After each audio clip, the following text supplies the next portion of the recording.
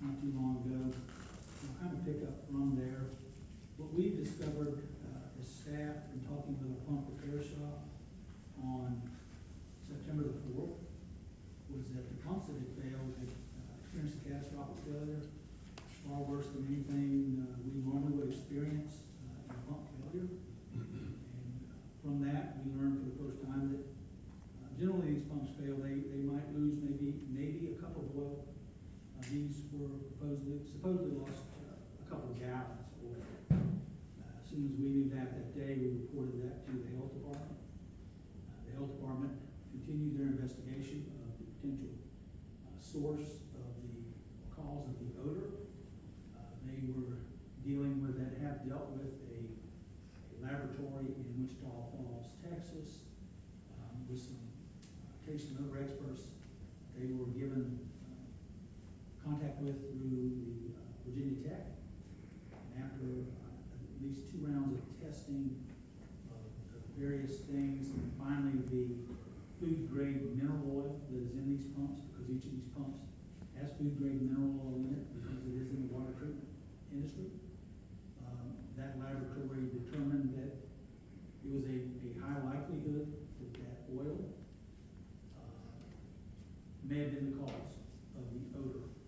And so that is where we're at today. The health department is, I think they wrapped up their investigation itself. They put together an investigative report in which they intend to outline all of their findings as well as future recommendations.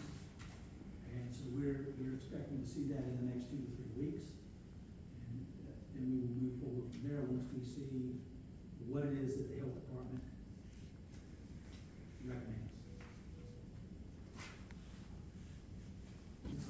By DEQ that there's some changes coming with that issue. All localities have been assigned a regional planning unit, which we're part of one, and we all have to provide contacts for that, representatives for that in the very near future. And then they plan to have kickoff meetings early next quarter. And so there's just going to be a lot of work beginning on the whole idea again of regional water supply planning and how that's going to affect various counties and multiple counties in what they're doing. So simply that's on the board as informational, or on the agenda for the board as informational only, just to let you know what's going on. I think Mr. Voorhees had already notified some of his board members of that. So again, this is just informational only today as we start down a little bit different road than we've been on before. The work on the town of Orange for Route 15 and Gordonsville wholesale system, soon to be Route 20. Each fall, they kind of give us a new rate for the following year. We reviewed information they sent.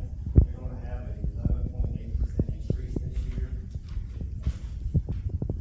All the expenses look legitimate that we've seen. They're going to go from $4.4.215 to 4.713 cents. Usually we